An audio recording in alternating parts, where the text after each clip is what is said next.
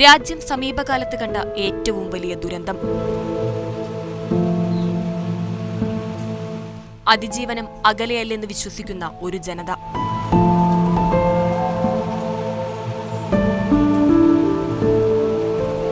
മുന്നോട്ടുള്ള ഓരോ ചുവടിനും കരുത്തുവേണം. കുറച്ച് മനുഷ്യരെയല്ല, ഒരു നാട് തന്നെ പുനർനിർമ്മിക്കേണ്ടതുണ്ട്.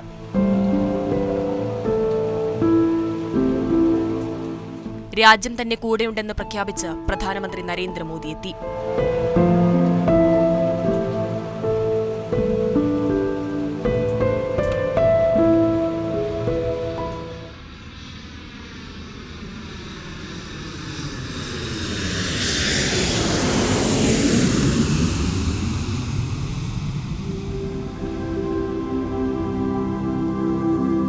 കണ്ണൂർ വിമാനത്താവളത്തിൽ ഭാരതത്തിന്റെ മുദ്ര പതിപ്പിച്ച വിമാനമെത്തി.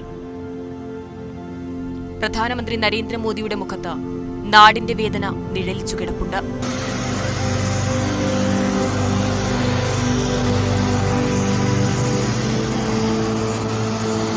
അഭിവാദ്യം ചെയ്ത മുഖ്യമന്ത്രി പിണറായി വിജയന്റെ കൈ ചേർത്തുപിടിച്ച് വേദന പങ്കുവച്ചു.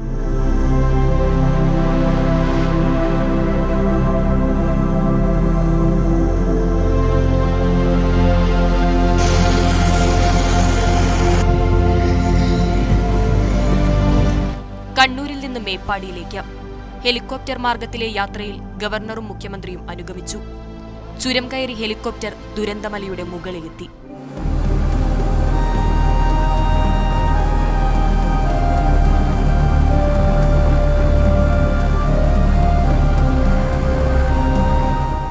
മാതൃഭൂമി.കോമിലെ ലേഖനത്തിൽ നിന്ന് ദുരന്തം വായിച്ചറിഞ്ഞു.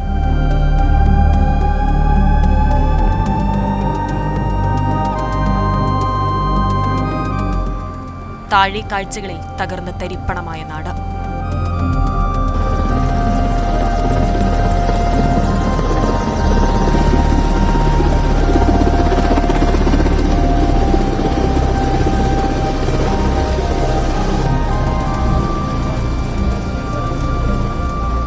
രക്ഷാപ്രവർത്തനങ്ങൾക്കായി ഹെലികോപ്റ്ററുകൾ പറന്നിറങ്ങിയ FKMJ സ്കൂൾ പരിസരത്ത് പ്രധാനമന്ത്രി എത്തി.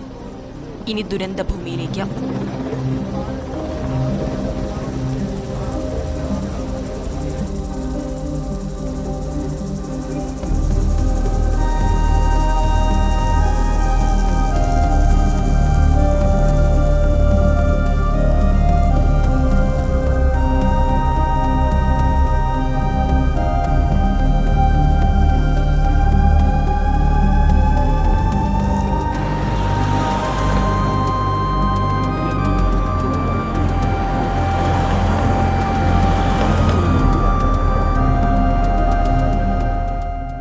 മേപ്പാടി ടൗൺ കടന്ന് വാഹനവ്യൂഹം ചൂരൽമലയിലേക്ക്. പതിവ് പോലെ കാത്തിരിക്കുന്ന ആൾക്കൂട്ടമില്ല, മോദി വിളികളില്ല, സ്വയം നിയന്ത്രിതമായ ജനം.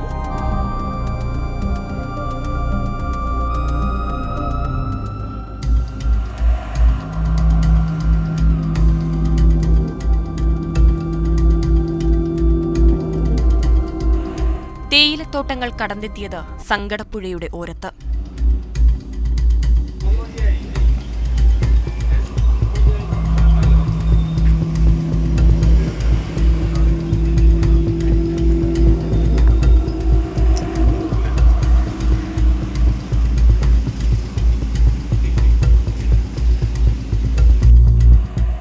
ഇവിടം ഇങ്ങനെയായിരുന്നില്ലെന്ന് ഉദ്യോഗസ്ഥർ വിവരിച്ചു.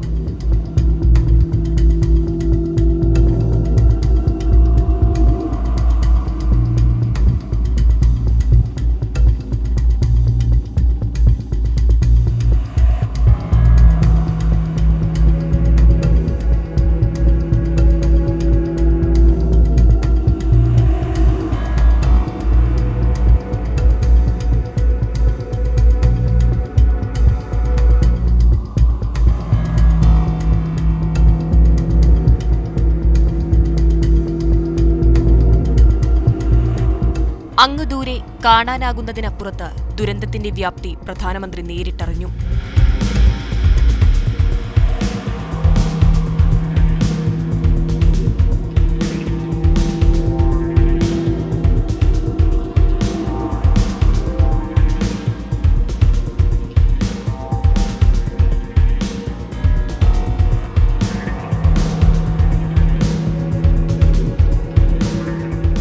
സൈന്യമൊരുക്കിയ ബെയിലി പാലത്തിലൂടെ നടന്ന് നേരിട്ട് ബോധ്യമായി ഇവിടം ഇങ്ങനെയായിരുന്നില്ലെന്ന്.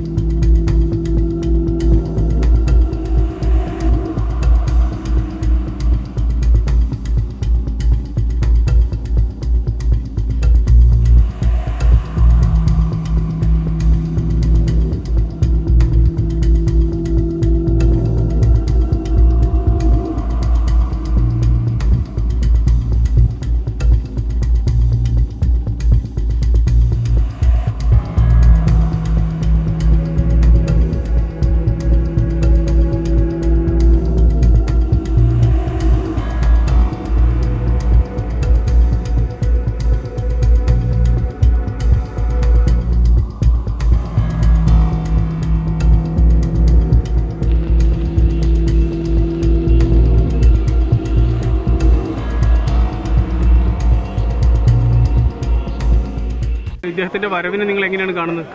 ഞങ്ങൾ ആനന്ദത്തോടെ കാത്തിരിക്കുകയാണ്, പ്രതീക്ഷയോടെ. പാക്കേജുകൾ വേണം, സഹായം വേണം, ഒരുപാട് സഹായങ്ങൾ. എത്രയോ ആൾക്കാർ പോയില്ല. ഞങ്ങൾ പ്രതീക്ഷയോടെ കാത്തിരിക്കുകയാണ്. ഇവിടെ എല്ലാം നേരാവുമെന്ന് വിശ്വസിക്കുന്നു. ഹെലികോപ്റ്ററിൽ ഇറങ്ങുന്നത് കണ്ടില്ലേ? ഈ വന്നത് എന്തിനാണ് പ്രധാനമന്ത്രി? ശരിക്കും നിങ്ങൾ എന്താ പ്രതീക്ഷിക്കുന്നത്? എന്തെങ്കിലും ധനസഹായമൊക്കെ കിട്ടുമോ? കിട്ടുന്നുള്ള പ്രതീക്ഷയിലാണ്. നിങ്ങളിപ്പോ ക്യാമ്പിൽ കഴിയുന്ന ആളാണ്. എവിടെയാ വീട്? അട്ടമല. അവിടെ എല്ലാ സ്ഥലമൊക്കെ പോയി കുറേ പാലമൊക്കെ പോയിട്ട് വഴിയൊന്നുമില്ല ഞങ്ങൾക്ക്. പിന്നെ അവിടുത്തെ മോള് പഠിക്കുന്ന സ്കൂളും. ഇവിടുന്ന് എപ്പം പോകാൻ പറ്റുന്നുള്ളൊരു ഇല്ല, ഒന്നും അറിയില്ല. പ്രധാനമന്ത്രി കണ്ടോ? എങ്ങനെയുണ്ട്? ഉഷാറിനെ എന്താ കണ്ടത്? ഹെലികോപ്റ്ററിന്ന് ഇറങ്ങി, ഹെലിപ്പാഡിൽ ഇറങ്ങി കാറിലൊന്ന് കയറി. ടി വിയിലൊക്കെ കാണുമ്പോൾ തന്നെയാണോ? നിങ്ങൾ കണ്ടോ പ്രധാനമന്ത്രിയെ? ദൂരത്തുനിന്നല്ലേ, നമുക്ക് അടുത്തുനിന്നാണ് കാണേണ്ടത്. അപ്പോൾ ക്യാമ്പിലേക്ക് വരണതാണ് എൻ്റെ ഒരു ഇത് പറയുന്നത്. എന്നാലും വയനാട്ടിലേക്ക് സന്ദർശനം നടത്തി. സന്തോഷം. അതിനനുസരിച്ചുള്ള കേരളത്തിന് വേണ്ട സാമ്പത്തികം കൂടിയും കൊടുക്കുകയാണെങ്കിൽ ഞങ്ങൾക്ക് ഏറ്റവും സന്തോഷമായി. ഇവിടുന്ന് മാറാനുള്ള സംവിധാനങ്ങൾ തയ്യാറായോ? ഇല്ല, ആയിട്ടില്ല. അപ്പം ഇന്ന് കഴിയട്ടെ, ഇന്ന് പ്രധാനമന്ത്രി വരട്ടെ എന്ന് പറഞ്ഞുകൊണ്ടിരിക്കും. പ്രധാനമന്ത്രി അവിടെ വന്ന് ഇറങ്ങണ കണ്ടു. അടുത്തുനിന്ന് നമുക്ക് എന്തായാലും കാണാൻ പറ്റൂലല്ലോ. അങ്ങനെ ഞങ്ങൾ അത് പ്രതീക്ഷിച്ചിട്ടാണ് നിൽക്കുന്നത്. ഞങ്ങൾക്ക് കയറി കിടക്കാനൊരു അധീനല്ല. ഞങ്ങളെല്ലാവരും എസ്റ്റേറ്റ് പാടി ക്വാർട്ടേഴ്സിൽ താമസിക്കുന്നവരാണ്, വാടകയ്ക്ക് താമസിക്കുന്നവരാണ്. ഞങ്ങളിനിപ്പോൾ അഥവാ അങ്ങോട്ട് പോയെങ്കിൽ തന്നെ ഞങ്ങൾക്കൊരു വണ്ടി വാഹനങ്ങളൊക്കെ കിട്ടാൻ ഭയങ്കര, ഇനി ഏത് സമയം എന്തും സംഭവിക്കില്ല എന്ന് നമുക്ക് ഉറപ്പിച്ച് ഞങ്ങൾ അങ്ങോട്ട് പോകാൻ കഴിയില്ല.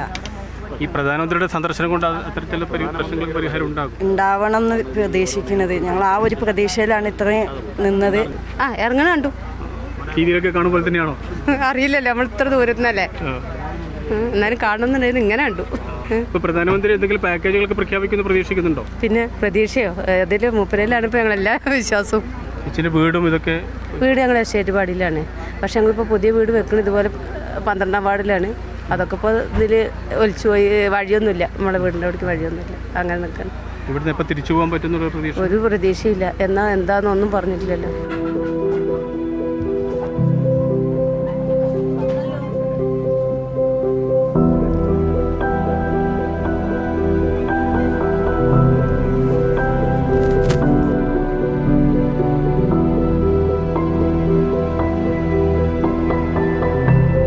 മേപ്പാടി സെന്റ് ജോസഫ് സ്കൂളിലെ ദുരിതാശ്വാസ ക്യാമ്പിലേക്ക് പ്രധാനമന്ത്രി എത്തുമ്പോൾ നേരത്തെ നിശ്ചയിച്ചിരുന്ന സമയവും പിന്നിട്ടിരുന്നു.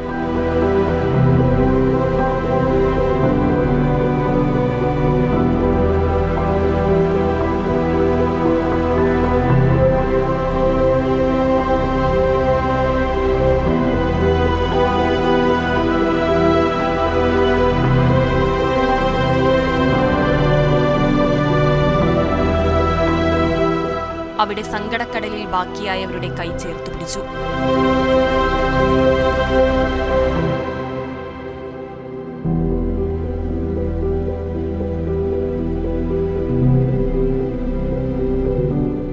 ചെയ്യാനാവുന്ന സഹായങ്ങളെല്ലാം വാഗ്ദാനം ചെയ്താണ് മടങ്ങിയത്.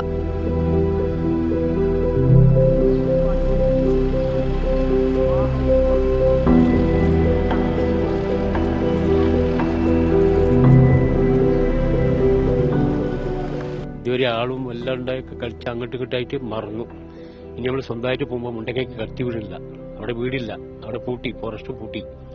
ഇനി ഞങ്ങൾക്ക് ഇരിക്കാനൊരു താവരല്ല, എവിടെ പോകുന്നാണ് ഇപ്പോൾ. എത്ര പേരെ പ്രധാനമന്ത്രി അവിടെ കണ്ടിട്ടുണ്ടാവും? ഒരു ക്യാമ്പിൽ മാത്രം കണ്ടിട്ടുള്ളൂ. ഞങ്ങൾ വന്നത് ഞങ്ങളെ ക്യാമ്പൊക്കെ വന്നത്, ഞങ്ങൾ ഇരിക്കുന്ന ക്യാമ്പൊക്കെ താഴെ മുണ്ടക്കൈ ഞങ്ങൾ ഇരിക്കുന്ന ക്യാമ്പിലാണ് വന്നത്. അപ്പോൾ അവിടെ വന്നിട്ട് അവിടെ ഞങ്ങളൊരു 12 ആളുണ്ട്. പിന്നെ അതിനായിട്ട് ഒരു റൂം സെപ്പറേറ്റ് ചെയ്തിട്ടുണ്ട്. ഈ അമ്മ അച്ഛനൊക്കെ പോയ കുട്ടികളൊക്കെ ഉണ്ട് അവിടെ. അവരെ വിളിച്ചിട്ട് എന്തൊക്കെയോ പറയുന്നുണ്ട്. മൂപ്പര് പറഞ്ഞു കഴിഞ്ഞിട്ട് അവർ പോയി, സംഭവം പോയി. പോകുമ്പോൾ എല്ലാവരോടും കൈകൊണ്ട് ഇങ്ങനെ കാട്ടി. ഞാൻ പറഞ്ഞത് ഞങ്ങളുടെ വീട്ടിലെ 9 ആൾ നഷ്ടപ്പെട്ടു. ഞാനും എൻ്റെ ഭാര്യ, എൻ്റെ 2 മക്കളും കഴിച്ചിലായി. ബാക്കിയൊക്കെ പോയി. അമ്മ പോയി, ഏട്ടൻ പോയി, ഏട്ടൻ്റെ ഭാര്യ പോയി, എല്ലാവരും പോയി. ഏട്ടത്തിയമ്മ, ഏളേച്ചി, മൂത്തച്ചി ഒക്കെ പോയി. എല്ലാവരും പോയി, ആരുമില്ല. വീട് ഈ തറ വരെ കാണൂല, ആരും കോലായി. അത് ഞാൻ നിങ്ങൾ പറഞ്ഞപ്പോൾ അയാളിങ്ങനെ പിടിച്ച് എൻ്റെ തോളുമ്പോൾ പിടിച്ച് അമർത്തി. അവിടെ മലയാളത്തിലൊരാളുണ്ട്. ഞാൻ ആവശ്യങ്ങളൊന്നുമില്ല, നമുക്ക് ഇരിക്കൊരു കൂര വേണമെന്ന് മാത്രം പറഞ്ഞു. അപ്പോൾ പറഞ്ഞു പേടിക്കണം, ഞാൻ പറഞ്ഞു.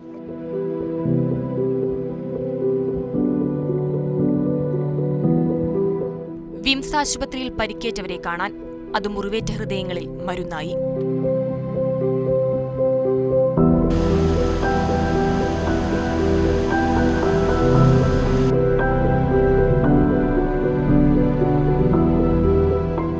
ഉരുൾപൊട്ടലിന്റെ ഭീതി ആദ്യം കണ്ടറിഞ്ഞത് അരുണിന്റെ അതിജീവനത്തിലൂടെയാണ്.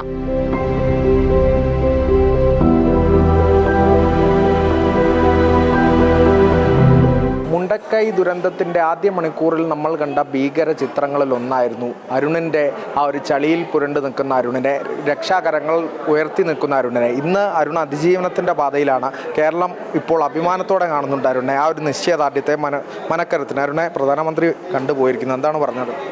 അദ്ദേഹം നടന്ന ഇൻസിഡൻറ്റിനെ കുറിച്ച് ചോദിച്ചു. നടന്ന ഇൻസിഡൻറ്റിനെ കുറിച്ച് പറഞ്ഞു.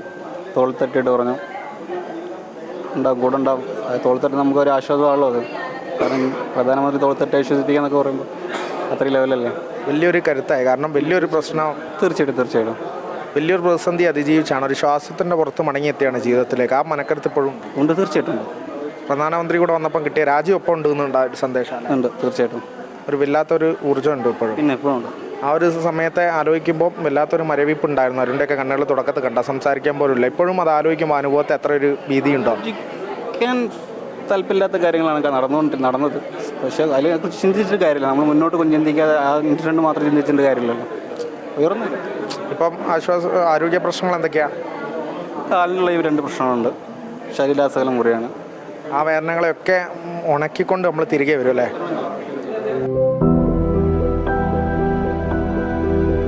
പ്രധാനമന്ത്രി സന്ദർശിച്ച അനിലേക്ക് കൂടെ നമ്മൾ പോവുകയാണ്.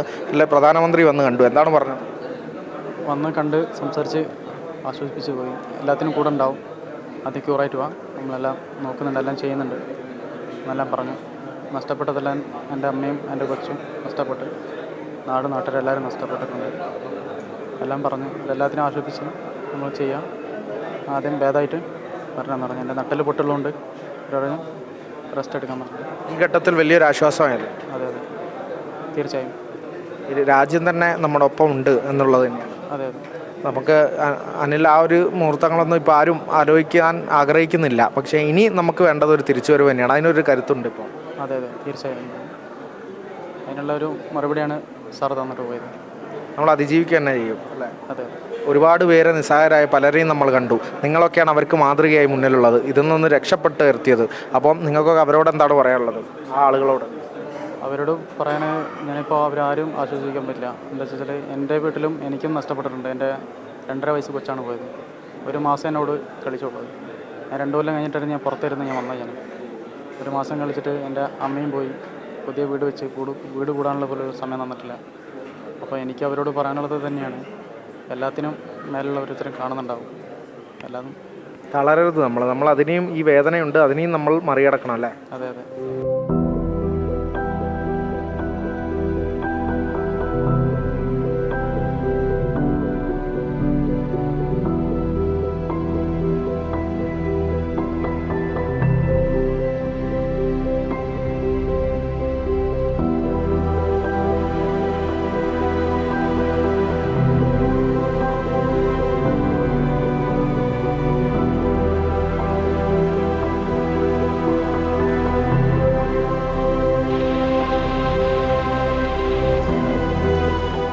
എല്ലാ വേദനയും കണ്ടും കേട്ടുമറിഞ്ഞ് അദ്ദേഹം കളക്ടറേറ്റിലേക്ക്.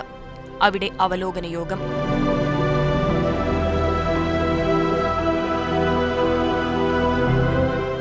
ഈ നാടൊറ്റയ്ക്കാകില്ല. പുതിയൊരു നാടൊരുക്കാൻ, വീടൊരുക്കാൻ കേന്ദ്ര സർക്കാർ ഒപ്പമുണ്ടാകും. जिन परिजनों ने अपने स्वजन खोए हैं उसकी पूर्ति करना तो हम मनुष्य के लिए संभव नहीं है, लेकिन उनका भावी जीवन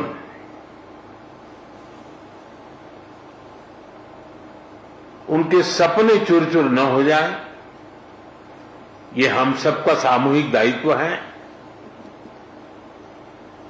और भारत सरकार और देश इस संकट की घड़ी में यहां के पीड़ितों के साथ है। और जैसा माननीय मुख्यमंत्री जी ने मुझे बताया है कि वो एक पूरा डिटेल में मेमोरेंडम भेजेंगे, और जैसे ही मेमोरेंडम आएगा तो बहुत ही उदारता पूर्वक इन सारी समस्याओं के समाधान के लिए केरल सरकार के साथ भारत सरकार खड़ी रहेगी।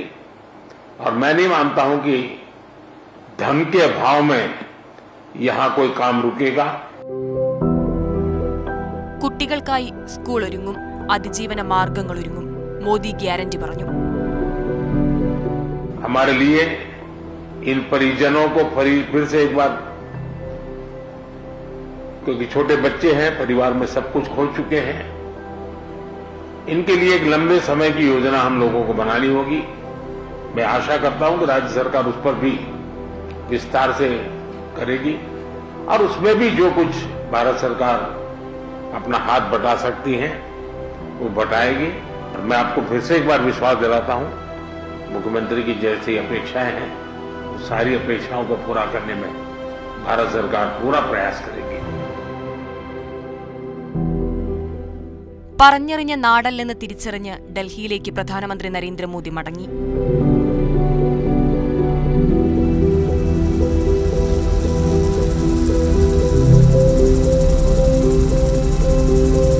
കേരളം കാത്തിരിക്കുന്നു പുതിയ നാടിനായി, ജീവിതത്തിനായി പ്രഖ്യാപനങ്ങൾ, പദ്ധതികൾ.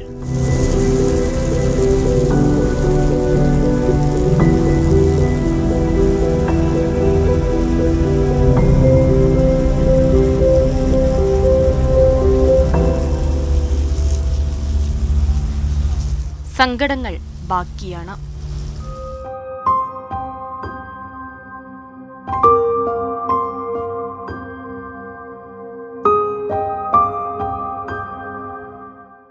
ഇതിപ്പോൾ സ്കൂളിൻ്റെ അപ്പുറത്തുനിന്ന് കിട്ടിയതാണ്. ഇങ്ങനെ നടന്നു നോക്കിയത്.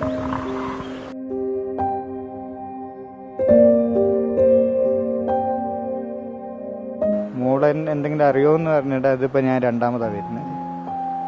ഹോസ്പിറ്റലിൽ നിന്നിട്ടൊരു മനസ്സമാധാനം കിട്ടുന്നില്ല. മോളെ കിട്ടണം. നമ്മളിപ്പോൾ നിൽക്കുന്നത് ചൂരമലയിൽ അഭിലാഷിൻ്റെ വീടിൻ്റെ മുകളിലാണ്. ഇവിടെ ഒരു വീട് ഉണ്ടായിരുന്നു. ഇവിടെ വലിയൊരു പാറയായിരുന്നു. ആ പാറയ്ക്ക് മുകളിൽ വെള്ളം കയറുമ്പോൾ നമ്മൾ മലയിൽ മഴ എന്നുള്ള അറിയുക. അത് ഇത് അന്ന് വരെ ഇതിലും വെള്ളം കയറിയിട്ടില്ലായിരുന്നു.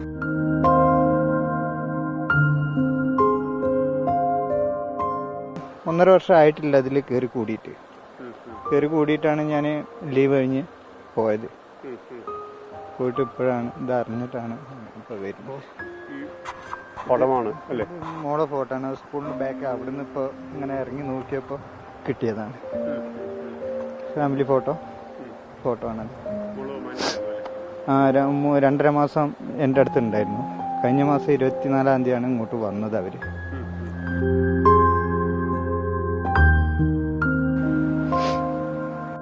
അവസാനമായിട്ടൊന്ന് കാണാൻ പറ്റില്ല. ഒരു പിടി മണ്ണെങ്കിലിടാനുള്ള അതിന് ഭാഗ്യം കിട്ടണം എന്നുള്ള ഇതിലാണ് വന്നത്. ഇവിടെ തെരച്ചിൽ നടക്കുന്നുണ്ട് പറഞ്ഞപ്പോൾ ഇപ്പം കിട്ടിയത് മോളെ ഫോട്ടോ, ഫാമിലി ഫോട്ടോ.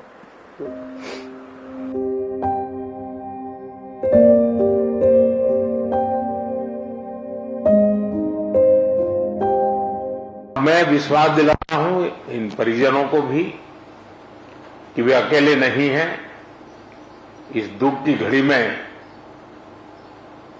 चाहे राज्य सरकार हो, केंद्र सरकार हो या देश के जन जन नागरिक हो, हम सब उस संकट की घड़ी में उनके साथ है। Thank you.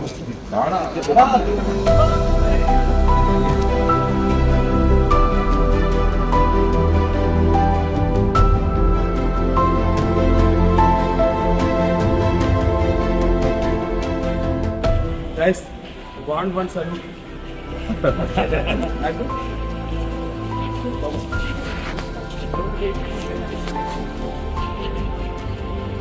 Ready, start.